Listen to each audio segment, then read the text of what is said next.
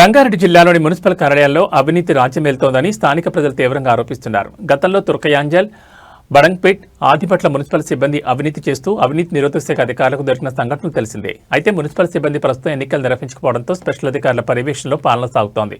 రంగారెడ్డి జిల్లాలో ఇబ్రహీంపట్నం, ఆదిపట్ల, తుర్కయాంజల్, తుక్కుగూడ, మహేశ్వరం, బడంగ్పేట్, మీర్పేట్, పెద్దంబర్పేట్ తదితర మున్సిపల్ కార్యాలయాలు ఏర్పడిన తర్వాత కార్యాలయాల్లో అవినీతి రాజ్యమేలుతోందని స్థానిక ప్రజలు ఆరోపణ చేస్తున్నారు.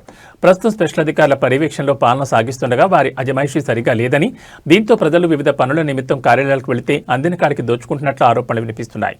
ఏదైనా పని నిమిత్తమై కార్యాలయాలకు వెళ్లిన వారికి చుక్కలు చూపిస్తూ కాసులు ఇచ్చిన వారికి, రాజకీయ పైరవీలు చేసే వారికి దొడ్డిదారిన పనులు పూర్తి చేస్తూ మిగతా వారిని రోజుల తరబడి కార్యాలయాల చుట్టూ తిప్పించుకుంటున్నారని స్థానిక ప్రజలు ఆరోపిస్తున్నారు. ఎక్కడైనా ఇలాంటి అవినీతి అధికారులపై చర్యలు తీసుకోవాలని స్థానిక ప్రజలు జిల్లా కలెక్టర్, ఉన్నతాధికారులను కోరుతున్నారు.